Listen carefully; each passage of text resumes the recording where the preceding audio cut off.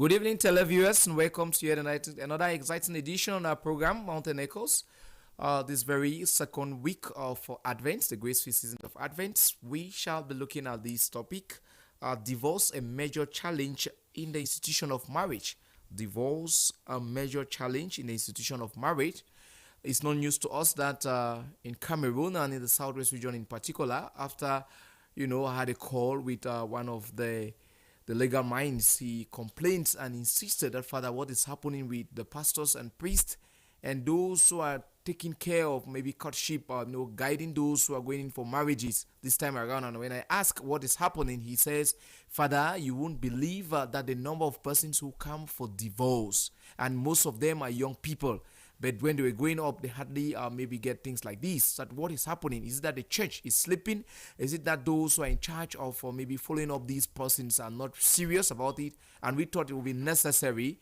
We thought it would be necessary to bring them up and, to follow them to make sure that these things are handled properly. That is why we have with us today a young person. Also, we have a married person. We have, of course, a priest with us so that we could put things together to see either the church is failing, either the young people are failing, either the married people are failing, because at the end of the day, we'll call it maybe the work or the responsibility falls not just on one person, but everybody is involved. The church is involved, the state is involved, the parents themselves are involved, the marriage couples themselves are involved, even the environment where they stay. And so we thought it is necessary that we bring this up since this period of Christmas is a period where we have most of our weddings, be it the Catholic Church, be it the Presbyterian Church, Baptist Church, or maybe the Pentecostal churches. This period of December, every day, excluding Mondays, you have people coming to celebrate your weddings. And all of a sudden, maybe after, when you get to the month of February, you see them going to the court to sign out, or maybe to ask, or maybe to sign out for divorce, which is not a good thing. And so we thought we could bring it to look at what is happening, what are the causes, what are the consequences, and the way forward. Who is to be blamed? And what do we tell these persons? Are they ready? If they are not ready for marriage, let them sit. They sit quiet. If they are ready for marriage, they follow the necessary steps that is supposed to be taken for marriage ceremonies. And we, of course, the pastors and priests have a lot to play. Even maybe what they call the sponsors in churches have their own role to play. And so, like I said at the beginning, we cannot be talking about this kind of topic. Divorce, a major challenge in the institution of marriage, without bringing those who have stayed in marriage for a long time, without bringing a priest on board, without bringing maybe a young person equally. And that's why we have with us Father Thierry. Good evening, Father. You're welcome.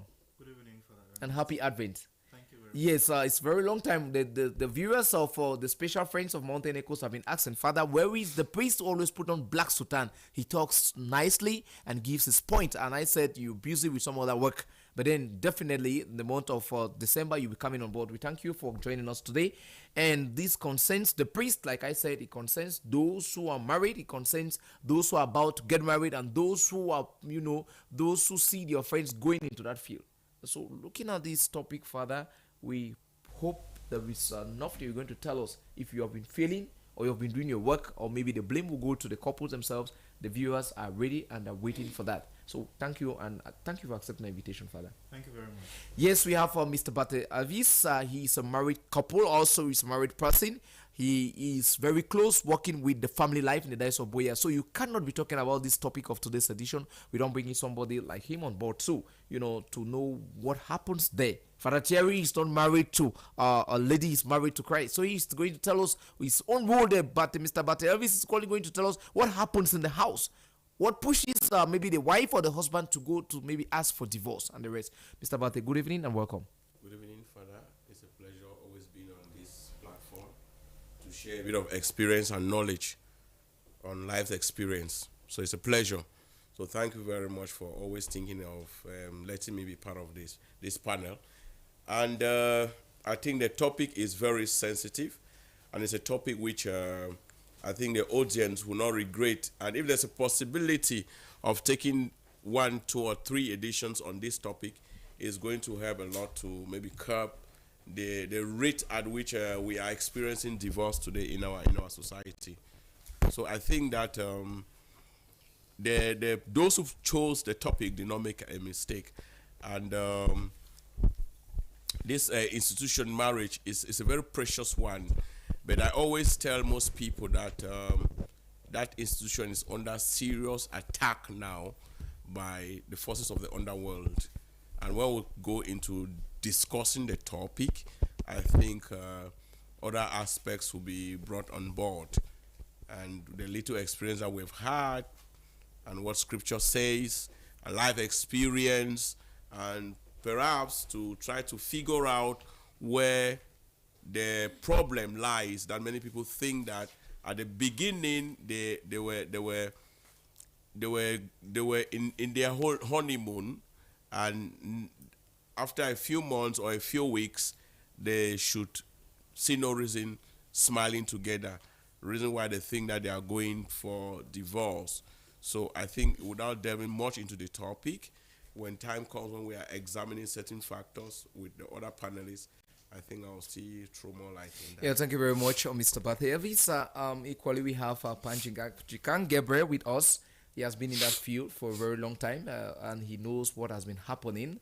He has been got or maybe sponsor for, I'm sure, many couples also, and has seen many persons getting married and many persons getting divorced with a lot of experience. Panjikan, welcome and good evening. Thanks a million, Father. I'm always very flattered when you invite me, thinking that I can make an input. So I most appreciate your sustained confidence and trust in me. And perhaps you permit me give a word of greeting to my sacramental theology teacher and my canon law teacher in Bamboo in 1983 when I was third year theology, Monsignor Lucas Sanosi, who taught me more at sacramental theology and canon law. And my aunt and husband in Tombel, Patrick in Ongene, and Matt Teresia in Ongene, who are in their 75th year of their marriage, sacramental marriage, 75 years. Yeah, so, thank you very much, Pa. So we need all those experiences, maybe when the young people or those getting into the shoes of the sacrament of marriage, when the year of person celebrating their 75th anniversary in marriage, they need to get to those closer to those persons to get the secrets. What is the kind of Maggie that they put in that particular so-called marriage that takes them right up to the 75th year? So you need to tell all those things, and maybe your case also, maybe you share those examples, those experiences will help persons out there to know what the sacrament is all about. So thank you once more for coming. Like I said before, we equally have a young person here with us, Madam Njema Lyonga. You're welcome, Madam Njema Lyonga. Thank you very much, Father. Yes, the friends and the very special people of Mountain Echoes will be expecting to get maybe the little you have to share with them as far as this sacrament of marriage, this whole thing of divorce is concerned. You know, maybe interacting with young people out there in your neighborhood, in school, and maybe back there, wherever you've grown up, you know, you've been seeing many persons, I'm sure, maybe acting as a special lady as when marriage is concerned, and all of a sudden when they go to divorce, you're not called. But when they are preparing for the wedding, you're called. You know, all those things, and it is no news to us that it is alarming, especially in Boya. It is alarming. Like I said, I had the call from a legal mind, one of these the lawyers there said, Father, no, we need to do something. Maybe people need to pray and pray, because almost every time we get persons coming for divorce, why did they get into it? Is it that they were not aware of what we're going through or going for? So we need to put our heads together. That's why we've come here today. We'll see if we can help ourselves. So we'll begin straight away with Father Thierry. Father Thierry, we cannot be talking about this whole thing, divorce, a major challenge in institution of marriage, without defining key terms, so much so that we put everybody on the same wavelength. So what is divorce, first of all? And then we move on, maybe looking at marriage and the various types of marriage before, and then we kick the ball on the other side. Well, divorce, as it appears to us, is a phenomenon whereby persons who have pledged to stand by each other in sickness and in health, and so on and so forth, till death do them part, for richer for poorer, happen to break away and to separate and live separate lives after they've made that commitment. So simply, that is how we would define divorce to be, that persons who have entered into marriage by consent all of a sudden decide not to continue again. Not to continue Yeah. to the marriage again. So, And like Bishop Bushu will say, it's a terrible thing. terrible thing. You know, because you put everything together and then turn around Moliko with cars and the rest, and everybody's shouting, whoa, whoa, whoa, whoa. And then you go in secret and then you do the thing that we don't want to leave again. So simply, that is what it is. But like all like all cases of canon law that will appear in a marriage tribunal, Yeah. or all cases having to do with the expertise of a moral theologian, Yeah. they are not always black and white. There is always this mash, this intricate mesh Yeah. of things together. Although God's law gives us, of course, I must say, although God's law gives us standard conditions of life Yeah. that accord with his will for humanity, which is expressed in the Ten Commandments. Yeah. But people live their lives in this intricate web of behavior, in this intricate web of religious formation, this intricate web of education, psychology, and all of that. They come into play to affect people's choices in regard to this standard expression of God's law as we see in the command. So we hope that as time goes on the course of the program, we shall see the things that lead people into divorce and how we can prevent or at least mitigate the effects of divorce. Yes. Yeah. Father, Thank you. Father, permit me to add to what Father Terry is just saying there, Yeah. which is very important to underline, that there are specific ways of looking at this. And I think canon law defines it very clearly. And the church's teachings are very clear on what divorce is. Admittedly, yes. It means that marriage is hitting the rocks. It is hitting the rocks. And when it hits the rock, that's why people want to do for another thing. And it is defined as a complete legal dissolution. Complete legal dissolution of a marriage, of what brought them together, as Father Thierry just said there. And canon, and the Catechism of the Catholic Church tells us in paragraph 1664 that it separates what God has joined together. That is, divorce separates what God has joined together. And it continues also in the same catechism, in paragraph 1665. It says that it contravenes the plan and the law of God as taught by Christ. Remember the famous teaching of Christ. What God has put together, let no man put asunder. Thank you very much. And we'll shout. Anyway, that's it. So we get the seriousness as far as this institution of marriage is concerned, and it's not news to us. Maybe Mr. Bate had something to add on that. Well, I look at Divorce. this institution Yeah. as a very sacred one. Yeah. And it's a blessing. That's why the scripture does not make a mistake by saying that he who finds a wife finds a good thing. And so it's not a thing for boys and girls. Marriage is not for boys and girls. Why do I say so? Boys and girls, because there are certain psychological conditions you must fulfill to get into marriage.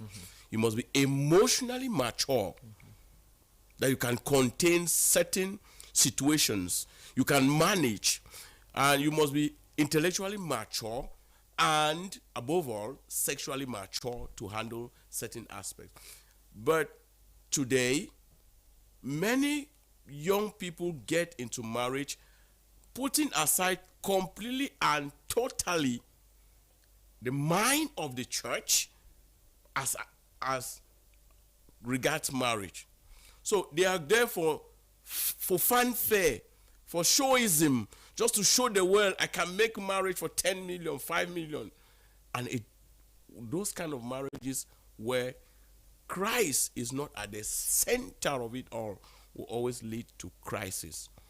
And so for me, talking about divorce in a religious sphere is a no-go area. Because what you is for better, for worse. Yeah, it's true that you hit the rock. So when it's no news that you see people today on the altar and then 3 weeks they are living apart. Sometimes I say that they were not prepared for the marriage. Anyway, thank you very much, Mr. Bate. Elvis or Madam Njema Lyonga, looking at this topic of today's edition, what do you think about, divorce, a major challenge in the institution of marriage? What do you think about that? Okay. Greetings to all the panelists on the program today. Patty, when you told me about this program, I was like, wow, it's really timely. It's timely because we are at a society where the youths are more interested in weddings than marriage. I think those are two different words. I think they interchangeably use them, but they have two different meanings. Because what we do is weddings, what they do at home is marriage. That's where we talk about all the intricacies, the challenges, the difficulties. It all comes with marriage. By virtue of being an individual with different mindsets, different opinions, different viewpoints, having conflict is an everyday life something. The two of you cannot be different, the same, sorry. If the two of you are the same, there is a problem. That's why you see people will make statements like, if two co-people get married, it's going to be very difficult for them to come together. They have to be opposite, because in their differences lies strength. Yeah.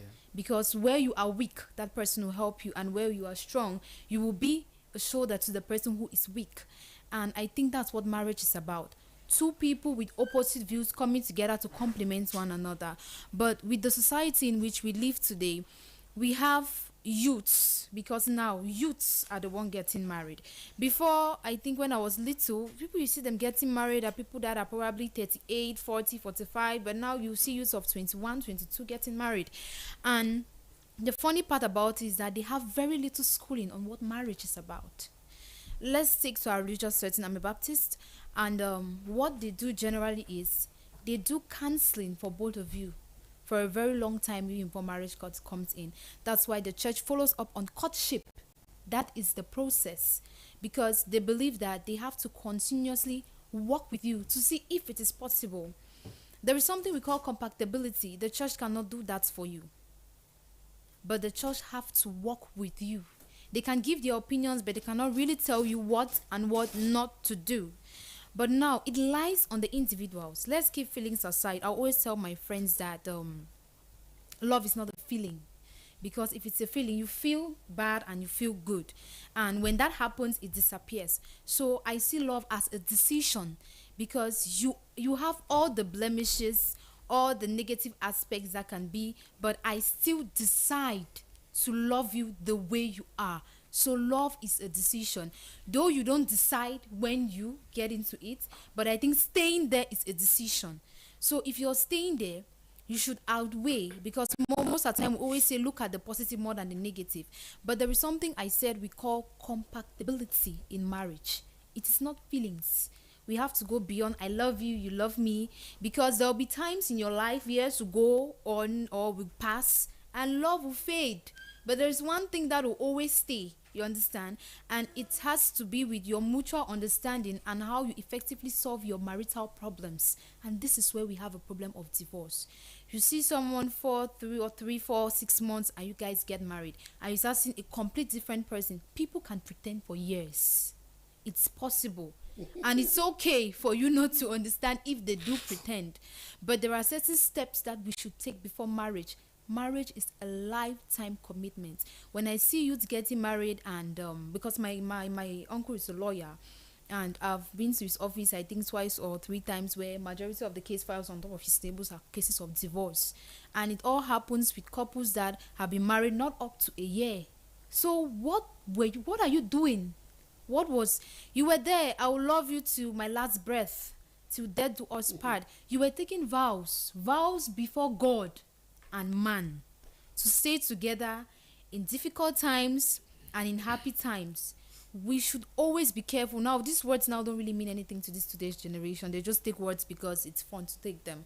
More or less, they like the flashy weddings. Is noted for witchcraft, permit the expression witchcraft here, sorcery, or what are the strongholds of that family.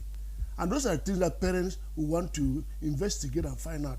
But today, most of the youths think that the parents don't need to interfere in their marriages. They get their marriage. I see them, my son sends me a letter from America. Daddy, I'm getting married to a young lady from Manulan. I don't know the parents, I don't know them. I only see the invitation. You see, where is the word of the parent? Not that the parents should choose for you, but let the parents get involved in that kind of thing. Because marriage, as they say, Father will tell us eventually, marriage is a communal thing. It's a community thing.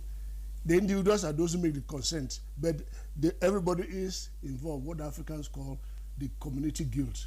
Yeah, thank you very much, Panchika. We'll be coming back. I'm sure Father Terry has something. And then since Madam Njema talked of wedding and marriage, I'm sure we're going to look at maybe the definition too properly of what marriage is and if there are types of marriage, because there is a possibility that most of these young people or those who are going in for marriages and all of a sudden you see them asking for divorce or filing for divorce, they were not aware of what marriage is. They thought maybe it was a kind of a joking thing. So maybe we'll think if they put those things together, it may really help us and our viewers also to follow, maybe to move with us on the same train. We'll call it like that. So precisely, maybe I'm sure you have something to add on divorce, and then you tell us what is marriage precisely. She made a distinction of wedding and marriage and the various types. So much so that it will help the listeners. But we'll begin. What is the divorce that we have been crying all this time around? Well, the panelists have already spoken. Yeah. In a complimentary way about what divorce really is. Someone defined it as a legal something. Yeah. To highlight the fact that we in the church divorce is something that is foreign. Yeah. Towards when we marry, so to speak, marry people, we don't marry people. When we marry people, Yeah. we expect that they would leave their commitments until death do them part. Yeah. So, So divorce per se is not something of the church. yes. Yeah. Although it happens in our circle. So we'll bring out maybe those instances too if it's necessary. Yeah. So it's more. So it's more of a legal something that some more of a legal thing that happens within the legal framework of marriage and the state. So with regard to that, I will not add anything more to what divorce is, because essentially the commitment that was entered into is now broken by the same will of those who entered the commitment in the first place. I will shift onto what marriage is. Yeah. Canon 1055 in the Code of Canon Law tells us what marriage is, and the key terms are very, very important. It says the marriage covenant by which a man and a woman establish a partnership of their whole life is by its very nature ordered to the well-being of the spouses and to the procreation and upbringing of children. And this among the baptized has been raised by Christ the Lord to the dignity of a sacrament. There are 6 key words in that definition. The very first and the most key of which is the marriage is a covenant, the marriage covenant. In the 1917 code, the word used to describe marriage was contract. But I'm sure with the progress of time and sociology and all the rest, the church discovers that contract in the mind of people as life progresses is something that can shift. And so the word contract was dropped in favor of the word covenant in the 1983 code.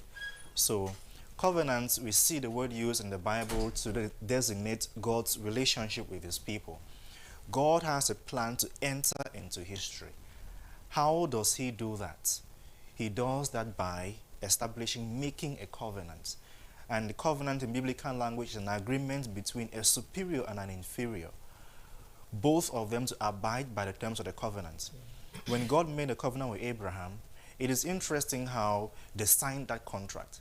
He asked Abraham to kill some animals, or kill some and put them side by side, and the custom was both parties had to walk between the carcasses to say that if one of them violates the covenant, what has happened to the carcasses will happen to them. But what happens in the case of Abraham and God is that only God passed through. And that was a very strong message. I'm binding myself to you. This covenant depends more on my faithfulness than on yours. That's why only God passed through the carcasses in the covenant made with Abraham. So God is beginning a process right there to culminate in the incarnation of the Word becoming flesh and dwelling among us. So God begins this contract with this man, Abraham, which is going to echo throughout the story of the chosen people. Starting with Abraham, it will continue with his son Isaac, who will renew the covenant, and then with his son Jacob. Precisely with Jacob, the covenant is going to definitively pass through him. We know about the tension he had with his brother Esau. God had told the mother already the older will serve the younger. But of course, people are born with their. So Jacob did what he did. He felt bad about it.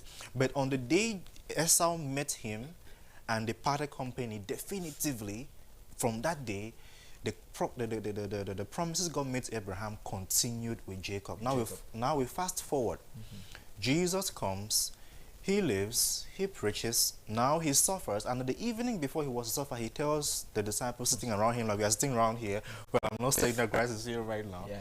He says, this is the cup of my blood, the blood of the new covenant. Yeah.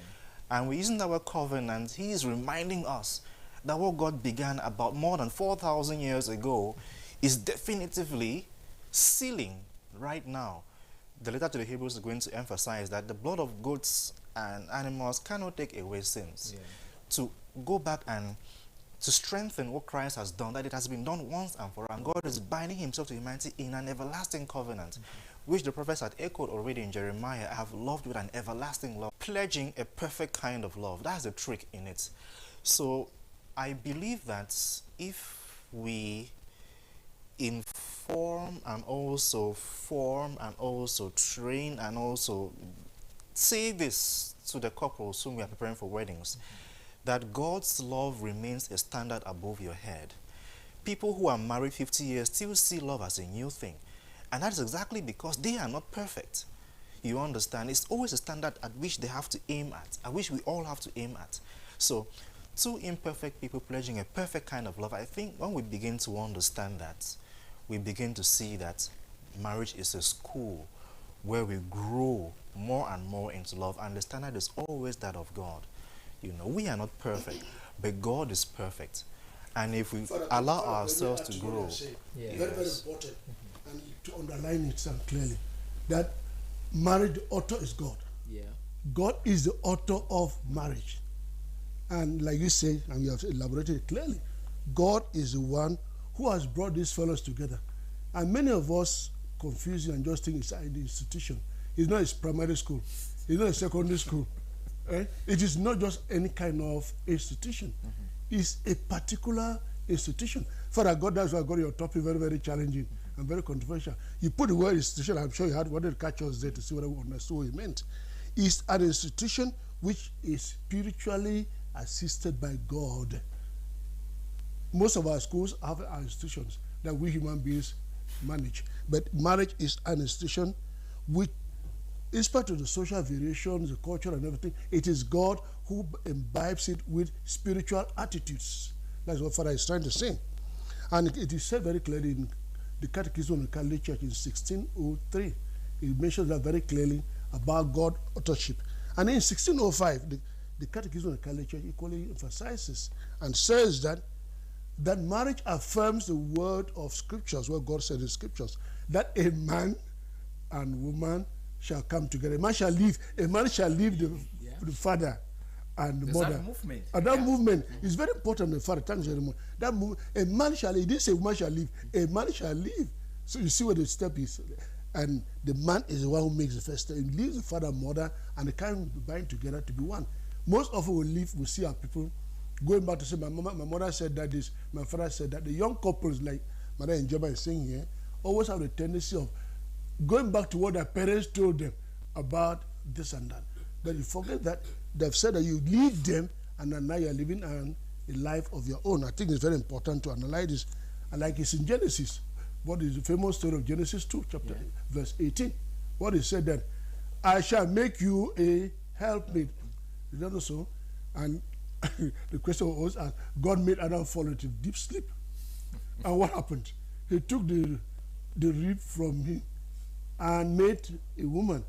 And what did he say? Oh, this is flesh of my flesh, bone of my bones. And Eve gave the name, Adam, Father, excuse me. Yeah. And he gave the name Eve. That is from my flesh. Very important. The Father Taylor was trying to say, I think it's very clear, Father. We need to lay emphasis on those things. Thank you very much. Since we've been talking about the institution of marriage itself, I'm sure it will be nice. Also, we look at just briefly, Mr. Bate, the various types of marriages too. You know, I think maybe that if we have all those things clearly at the beginning, it will help us where we are going to, so that we could strike a balance and get a we think for the people out there. Well, in civil context, Yeah. we know of monogamy, Yeah. one man, one woman, and polygamy, one man, many wives. We know of polyandry, Yeah. which is not very common in Africa. It's common in Asia, particularly in India. And those are the three basic ones that we can talk about, where, especially in the Indian society, where a woman decides to marry four men, it's possible with them. It happens. And you see, these different types of marriage, the one where the church stands very firm is monogamy. And Father Thierry gave a very solid point, which most people getting to marriage should understand. That is a covenant. A covenant is a vow. Just like you would hit your table or your hand on the table that over my dead body, this man cannot roll me. So we are taking a commitment that for how long, no matter what be the situation, I am standing by Miss X to become Mrs. Y. So that you can grow. But if you don't see it, most people see marriage as a contract. And that's why divorce is rampant. But when we see it as a covenant, a vow I have made to live, and that I need strength from the creator of this gift. I call it a gift because marriage for me it's a wonderful gift that God gave mankind. And if people don't have this mindset, in the next 5 years, we may have fewer couples coming to the altar to celebrate this love. But now, Madam Njema says something. Most people don't go for marriage, they go for weddings. Weddings are those celebrations. That's why they have a lot of flashy things. Only bridesmaids, expenditure is 500,000 for dresses and the rest. Renting of hall and so forth. So the aspect of seeing that covenant is not there. And I don't share that school of thought that the church is totally failing. The individuals who are getting into this union have misunderstood the concept of what they are going to. And for me, sometimes when I attend wedding anniversaries, especially 20 years, 25 years, there's one thing that runs through my mind, that it takes grace to celebrate 20 years in marriage. And you will never hear the couple give you a formula how they managed. They always say that every day was a new day. Every day was a new day. Mr. Batche, you forgot about trial marriage. you forgot about trial marriage. There's trial marriage. We Africans hold it very often. Very And maybe these young boys and girls, maybe they're going for that for because they trial see it marriage. maybe on the social media. Good, too, yes, father. because- yeah. Yes. But trial marriage is not backed by the law. Oh yeah. It's not backed by the law. I'm saying those ones that are backed by the law. That's why if you are in trial marriage, if I'm with Mara and Jema on trial marriage and something happens, I go my way, she has nothing to hold me. Yeah. But in any of these marriages that we have just cited, there's a document that binds us. Yeah. And once that document, I falter, they hold me by that document. That's why if I sign monogamy with Mara and Jema, for example, I'm parting ways with her. If it's civil, they will have to share the properties. Yeah. Even with polygamy, they say, okay, you have 5 wives. What do you have? Share with among the 5. Or the children have to benefit. Same like polyandry. Trial marriage is, I look at it as illegal. Common language is, can we stay? Can we stay? Yeah. Can we Taste stay? soup, siwara magi correct. It's not correct. Can we stay? Can we stay? Whether you can give birth or you cannot Yes, give Yeah. birth. it's not possible. Whether you can have children or not. I see her on the pivot or the hinge Yeah. of the key point, and which is what Father Thierry took time to elaborate. The marriage is a covenant. It is. And if you don't, and that covenant for it to be sustained, that's why he was explaining, I was keen on listening. The other people who went into covenant with God could not survive because they did not take it, did not pray. Yeah. You need to give your spiritual being to it. That's the prayer I'm talking about. Yeah. Not that you come and stand there, blah, blah, blah, blah. No. You give your spiritual being You to cooperate. it. You cooperate with the author You cooperate of with it the author. to sustain you, to give you the grace to live that covenant. Then you now come in, now we will bring a bit of science. There's a jig puzzle between Mr. A and Miss B coming to mix together. That's when the complementarity now comes. And then that covenant can be sustained. If not, most marriages will keep hitting the rock.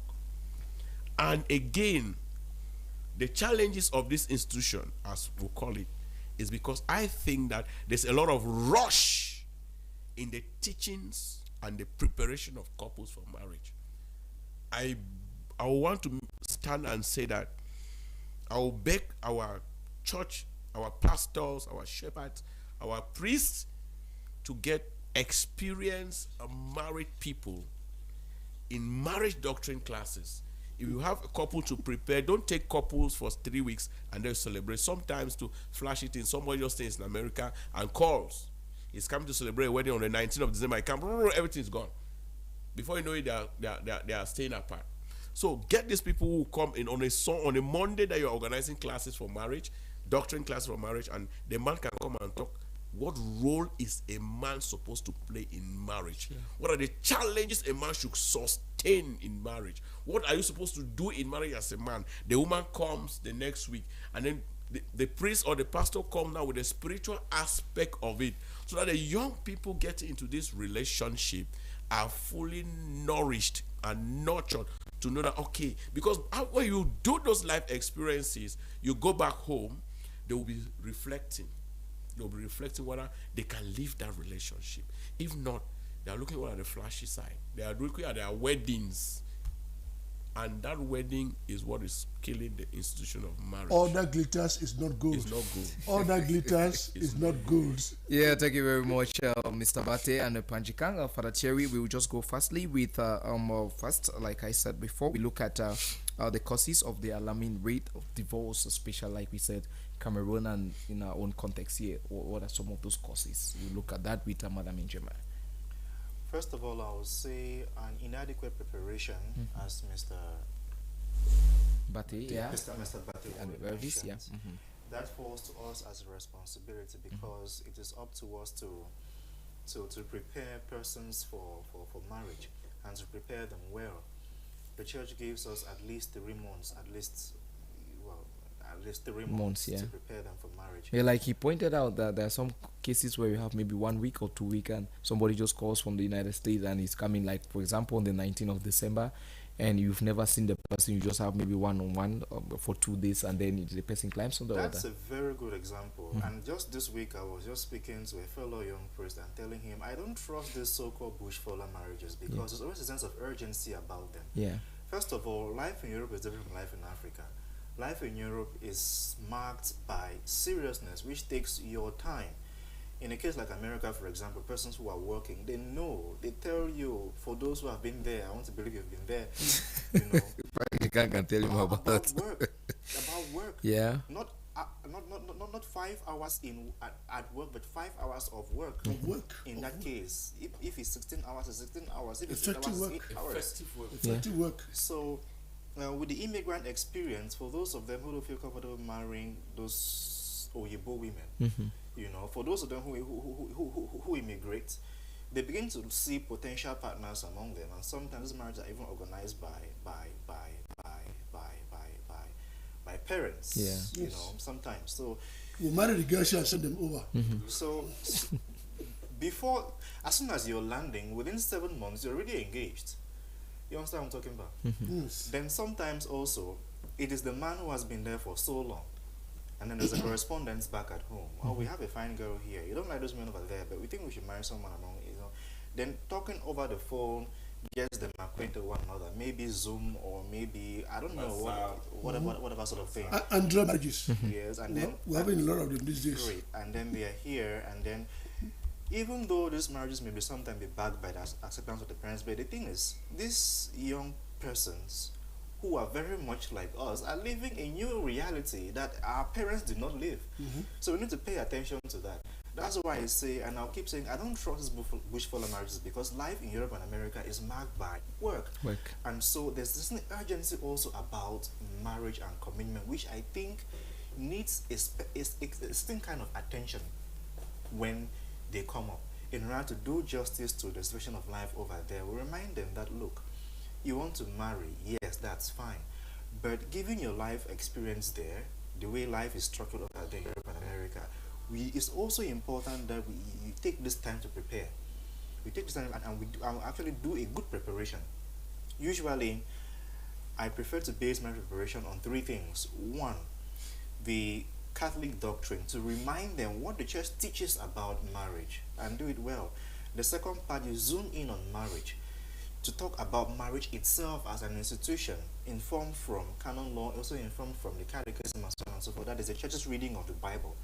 And then the third part now, the psychological aspect of it. Psychological aspect of and it. what Madam Njema mentions. I think that the first part and the second part are well done. I always say this. That third part, even before you reach there, the partners themselves, will start making the applications. So begin with principles, explain them well. From then on, what is practical, begin to adjust. Action follows being or thoughts. Yeah, thank you very much for that, Cherry. And before come to Just add a bit on the preparation. yeah, Irrespective of preparing it psychologically, morally, spiritually, there is an aspect of marriage preparation which most young people don't take into consideration. Panji Kang cited in person. yeah, In the early days, this is what pertains. If you see a young girl you want to marry, you present her to your parents.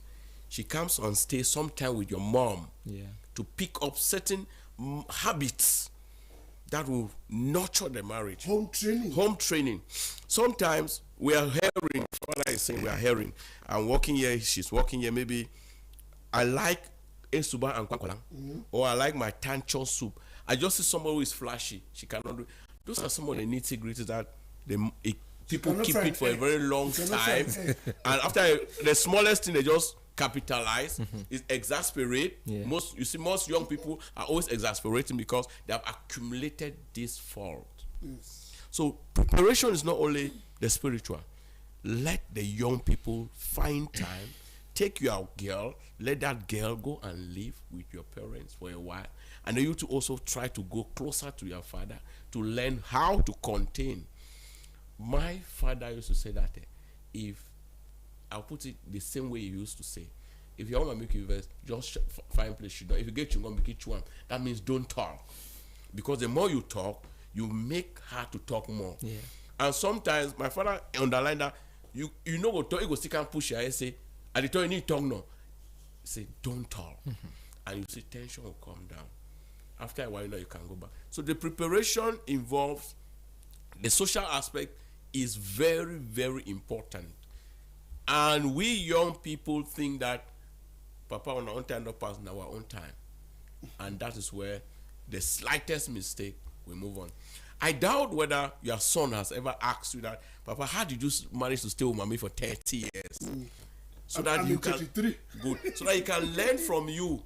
And then your daughter can ask that, what, Mama, how did you manage Papa's naughtiness? Papa was like this, how did you manage? So that she start picking those habits of Very important. of being constant or of enduring in marriage. So I think that this preparation is very important, and I'm happy that there's a priest here. In the priest meeting, the canon laws are well explained through.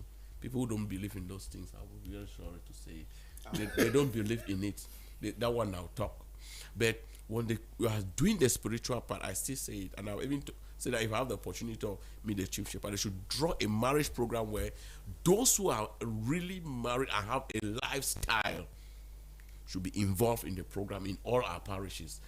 The marriage apostolate in the parishes are not working. If you forget about what is happening, they are not working because those people who are every year, every Sunday, they announce at least 3 marriages in all churches, in all masses.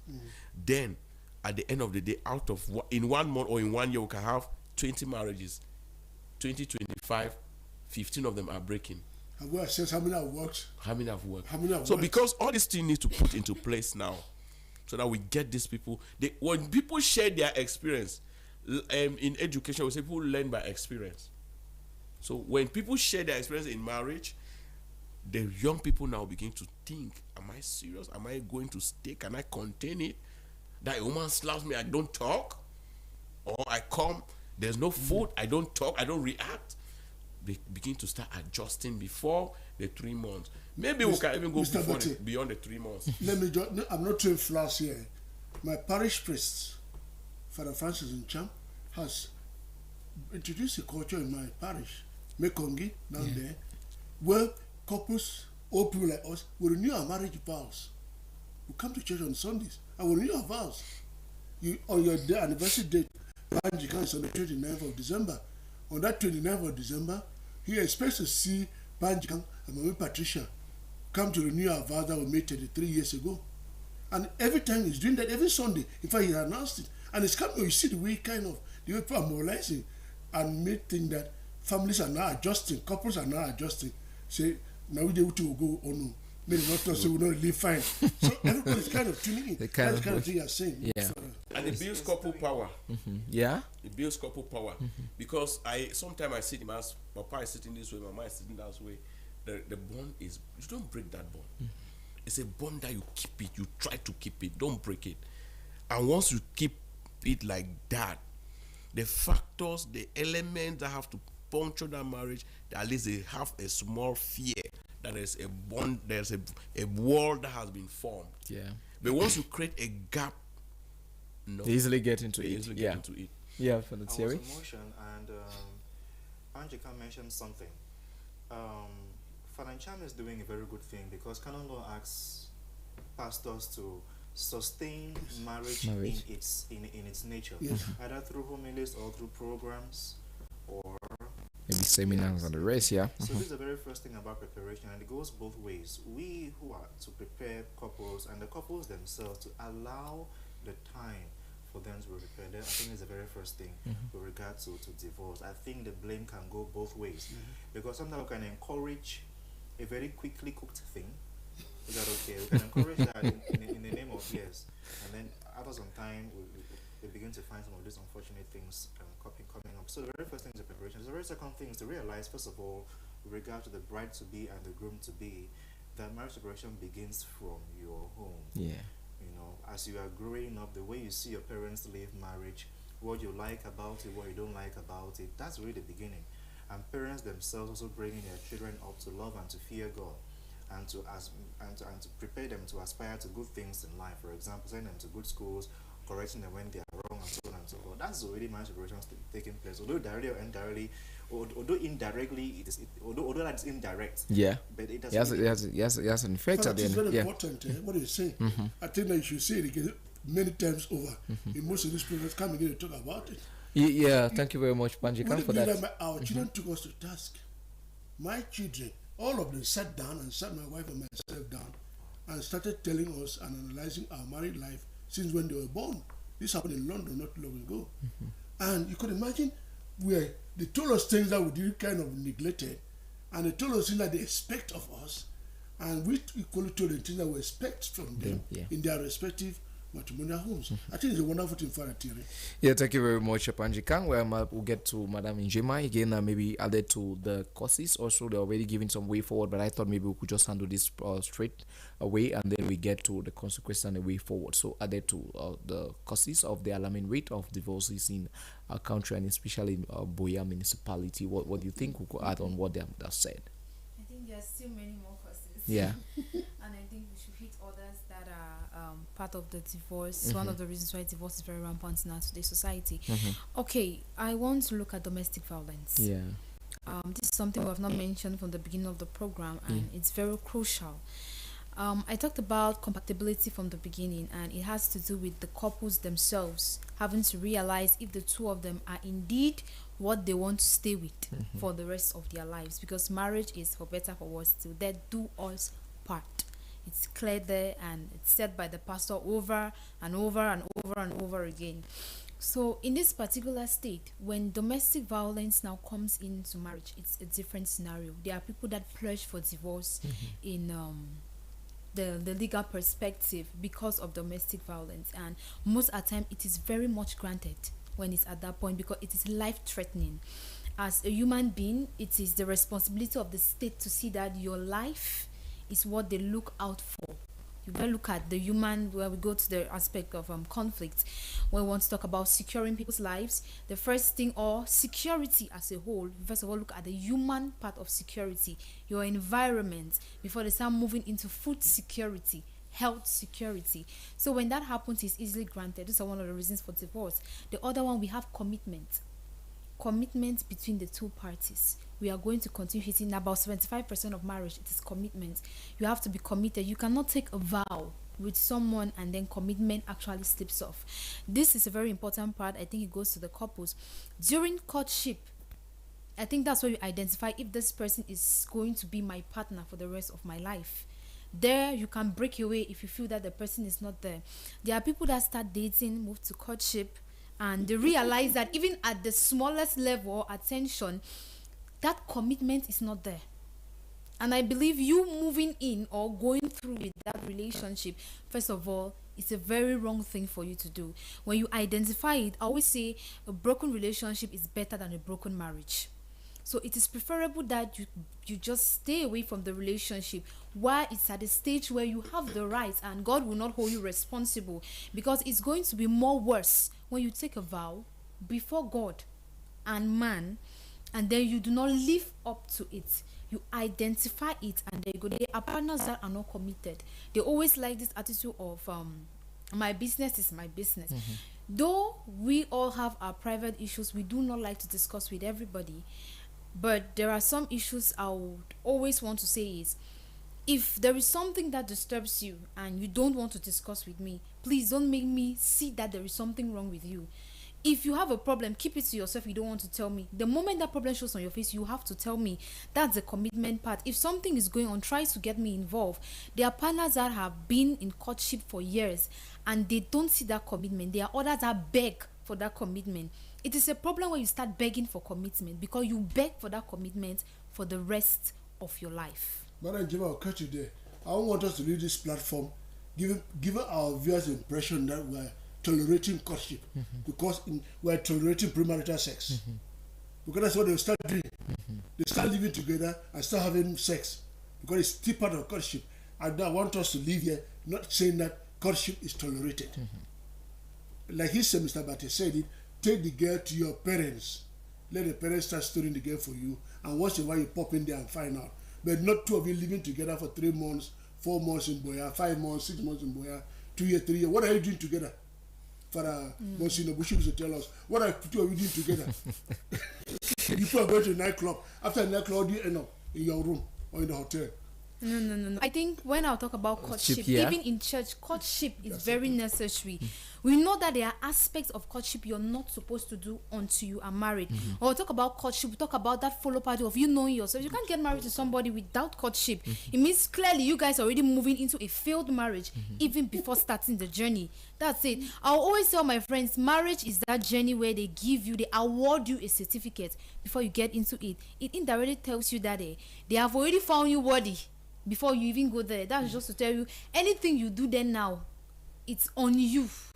Clearly on you. They've already given you the certificate. They don't want to know whether you pass or you will not pass. So it's for you now to decide if indeed that certificate that they give you can hold it for that long.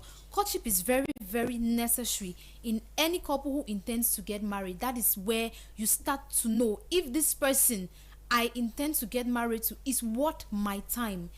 It is better for you to know at that point that this person is not worth it. If you are not committed in courtship, then you will not be committed in marriage. And as you continue begging for it, you beg for it for the rest of your life, and that is a fact. The next kind of causes that we have for divorce is the issue of communication. It is very key. I said it in passing while talking about commitment here. Communication is very important. Having an uncommunicative partner is one of the worst things you can ever have in your life. You will keep boiling and boiling and boiling, and there is nobody who will sit and talk to you. It is very normal for you to have conflicts. I said it for the beginning of all my introductory statement here that part of being two different persons is already conflict on its own. I have my viewpoint, you have your viewpoint. That is why you always have to dialogue. Dialogue is very necessary. But when that dialogue is off, you don't communicate, you cannot solve your problems. The next thing you do is you will need to go for divorce. Maybe they will better know how to talk to this person or talk to this person. Let's hear each other, because technically we cannot hear from each other.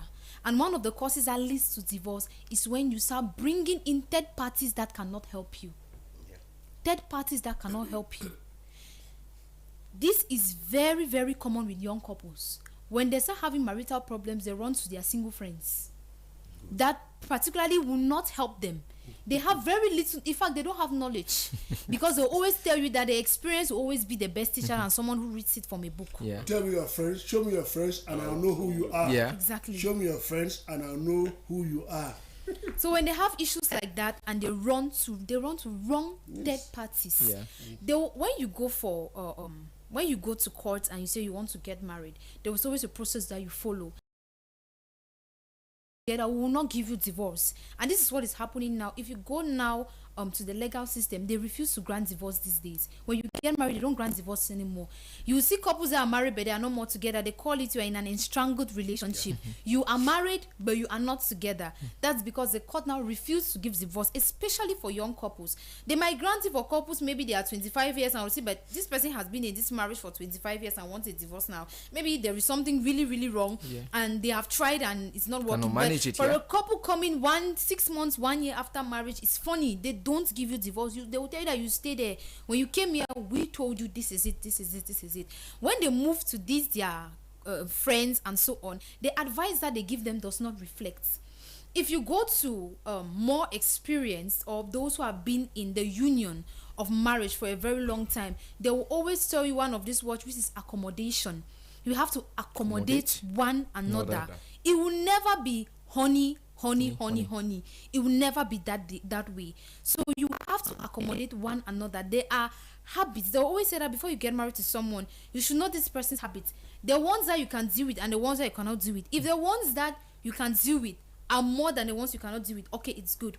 If the ones you cannot deal with is higher than the ones you can deal with, just pull back, because there will be a time that those ones will increase rather than they will decrease. You have to accommodate one another. But when you go to your single friend, what does she know about accommodating? She will have 1, 2, 3, 4, 5 boyfriends. She breaks up with them. She is not married to them. They have no commitment. They have no commitment. There is no covenant between them. So her highest okay. There's a point there which is killing our relationship, where we don't communicate. Yes. Modern technology. Everybody.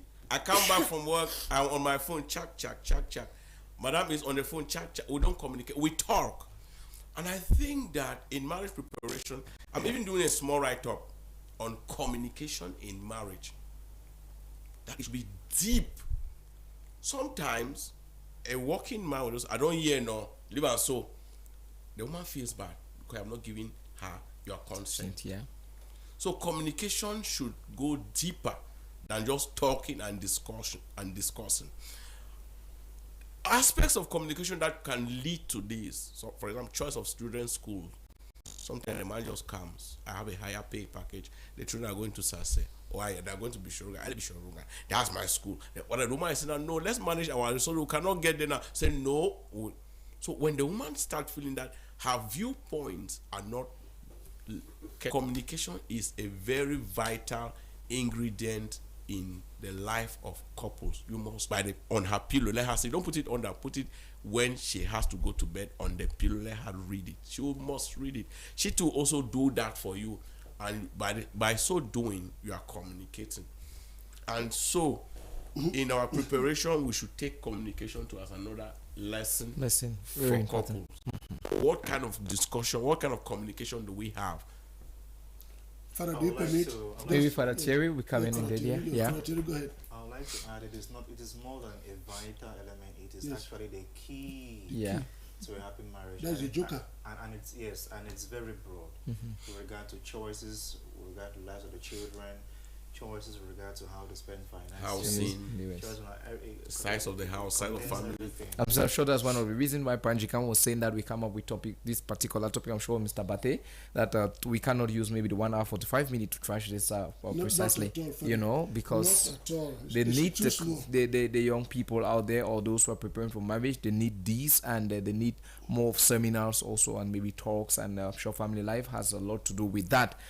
Briefly, I'm sure we'll just look at maybe a few consequences as a result of divorce, and then maybe we've been giving way forward slightly, but maybe we could take it properly so that we help. What is the church expected to do? What is maybe parents or godparents or sponsors, what the state is expected to do? Maybe legal minds also, like Madam Njema rightly said, they've taken their stand on this side of young couples who, when they come, they remind you of that you're coming into something that you will not get out so soon, and so they're doing their own part too. But we think that maybe before we leave this place today, maybe we'll give some practical examples and what we think if they put into practice, they'll be talking of celebrating 75 years of marriage, or maybe like 33 years of like Panjikang and the others. I'm sure Mr. Bate should be about 5-6 years of marriage. I don't know. It's coming on strong. Yeah.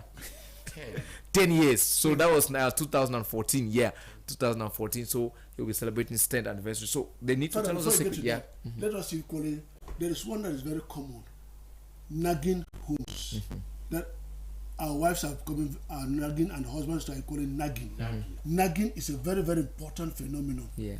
That some of them have become complaint psalmists, complaining all the time, always looking for fault. In my same meeting, men have talked to me, said, "No, I thought I was only in my home. I think they listen for all sides, for all sides." Are you saying there's a lot of nagging homes, and because of that, either the man or the wife feels like taking him or her out of the house. So staying out is another factor. That is, she talked about the domestic violence. They won't call it domestic violence. They will say that it makes the marriage strong. It's very workable, Father. I don't know how. I try to study it, but they believe that when the wife, sometimes in a month, the man she should submit and say, comes to the man, he said, "I want me to beat me today." I mean, so those are some of the things. They will have mutual respect.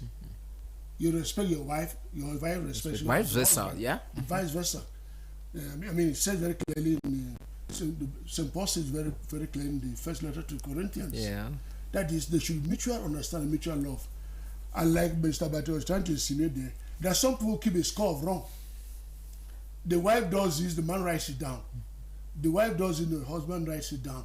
I see, it is written, keeping a score of wrong. And at the end of the time they're discussing, they bring a large book. On the 27th of December, you see what you did to me. On the 15th of December, you see what you did to me. And it's tablet and written. Yeah. For Thierry, I'm sure you remember that, but it's obtainable. Yeah. It is. Go to many of us in our homes and let us confide in you claim. What Paul says in Corinthians 13. Yeah. Marriage does not keep a record of Wrong. Love does not keep a record of wrong. Yeah. So people should learn to let go. Yes. They need that grace, that fortitude. I keep saying that for marriage to sustain, sometimes we should take, that's what I call in marriage, the Gethsemane experience. The Gethsemane experience for me is that experience where either of the couple decide not to talk. And the time that you are refraining not to talk, you are thinking for a better solution. And by the time you are coming with a better solution, it should not be, if there was a misunderstanding at 9 o'clock in the morning, 6 o'clock you are coming with that solution, it will still fail. That's not a Gethsemane solution for me. The Gethsemane time for me is that it can come to the Moliko Hall on the 14th of February and celebrate. Yeah. Valentine's Day, we say now picking their thing. We're celebrating love. Couples should learn to celebrate their love, not only on the altar, every time in the house. That's why we're wearing red. God, we were talking about marriage. I was so very red. So couples, so you may find a girl who likes outing. Yeah. And she wants to respect herself. I'm a man, now a married man, and expect that you should take her out often. And you are like, no, the children are small, we are still investing. And it can make her feel like she's not important anymore. So I think that couples should always find time to celebrate their love, to relax. To nurture their love. You can say, baby, let's go to the beach. Let her wear a beach clothes, just the two of you, and walk on the beach and sit somewhere and take fresh air and come back now. And I think that the engine will be fueled and that love will be sustained. I share an experience where I was sitting in the house and my wife challenged me that, yeah, you know, people that want to go run. Now so, now me, now so. And I was shocked. I just went to her file. She had problem with ID card. Yeah, you know, all kind of connection. Now, some ID card, my own son, I work so far now. So that really pricked me. And I told myself that she has pricked me. I really like to touch people's life. When she left for a while, I just went to her file, collected her birth certificate, went to court, do declaration, certify everything, and then it's okay. When you are ready, we'll go to the police for the ID card. When the influence I made and they got there, I would not spend more than 1 hour there, and she had an ID card. Behold, you have kept your marriage for the next 50 years. Behold, this is what she did. Immediately we left the police station, she told me, let me take you to 48 Spices. You see that? I have never been to 48 spices. She said, let me take you to 48 spices. And then I looked at the whole thing. I said, hey, a little strike of the match can fuel love. And then when you came home, you said, I felt again loved. Loved. Father, that is See the that problem. word? Yeah. Celebrating your partner brings the love anew. Yeah. And it keeps the machinery of the marriage working. Okay. Couples should not think that they will celebrate only when they are young. Celebrate every time. Because the children occupy a greater part of your life because you are investing in them and you don't have time for yourself. If you don't celebrate your love, then you accumulate and can push you to that ugly word, divorce. Mr. Bate, let me just end it there with you, helping you. Saint Teresa of Avila says very clearly that we should read the signs of the time. We, the couples, the husbands and the wives, we should be able to read the indicators in our matrimonial homes. What I used to say in philosophy classes, that what ends up like fire in the harmattan begins like a spark. Yeah. It begins like a spark and ends up like fire in the harmattan. We're not looking at those little indicators in the matrimonial home. We're not reading the signs of the time. I, for example, come here, my wife is not well, she's sick at home. And I just come back home and I just pretend that I didn't leave somebody sick. I'm not reading the signs of the time. I'm hurting her. I'm there, Mr. Bate, Father would agree with me. Yeah, that's true. Same thing happens around. So look at those small indicators and how do you handle them? I was about saying that people get bored because we get bored because we don't love. Love is the primary passion, the first passion. So when we get bored, it's because we don't love something. In regards to what Mr. Bate said, generally with women, a woman is empowered when she's loved. When a man knows she's loved, she can go to them to work for you. So yeah, Mr. Bate and Father, thank you very much. I'm sure Madam Njema will begin this time around to cut it one minute, maybe to last words to those who are married and those who are thinking maybe to go file in for divorce, or maybe have something for them. And another thing is a truism in life that when someone makes a sacrifice, don't ignore it. Yeah. Always acknowledge the sacrifice somebody makes. Even if the person is your slave, if the person makes a sacrifice, acknowledge it, because it's not easy to make a sacrifice. People who are mature who make sacrifices. And for me, that's my definition of maturity. Can you make a sacrifice? Can you forgo something to get some other thing? You know, when you're somebody who saves money to get something, and that person is somebody who is purpose driven. And I think it cuts across age groups. The same thing in couples. So I think that if a woman makes a sacrifice for a man, the man should not ignore the sacrifice. I appreciate it. If the man makes a sacrifice for the woman, don't think he's a man, it's his job. Yes, that's a normal thing. Yeah. I appreciate it. Yeah.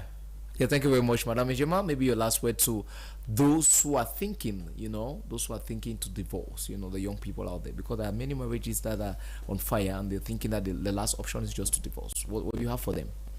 I think in a marriage where it's not at domestic violence, I think you can cope with it. I think communication should always stand as that pillar. In everything that you do as couples, always remember the reason why it started. I think when we remember that reason why it started, we should always try to see if we can still pull through, because that singular reason alone can still bring things back. Yeah, thank you very much, Mr. Bate. Maybe one word for the marriage people, as someone who has been there for 10 years. Hoping to step into the shoes of marriage. Yeah. Should have a very high degree of tolerance. Yeah. Very high degree of accommodating another person. Someone whose background and yours will never match until you come together to see how you can merge it. So for me, tolerance is a very powerful word. Accommodation is a very powerful word. And above all, learn to communicate. Like Njema just said, that if anything out of violence, you can manage it, because no one is perfect. And I think that when in the intro you say what are the churches making an error? The church is not making an error. The mind of the church, be it whatever church, is not making an error. But the people that incarnate the church are the ones making the error. So I like the Cali church. I am a fervent Christian. I think that the church was not stupid to say that no matter what happens, whether they are whether they are sent or what, 2 or 3 hours before the wedding, the ceremony begins, you go for the sacrament of confession. So you appear in front of God anew to take that covenant and let him sustain you with his spirit. So those who are into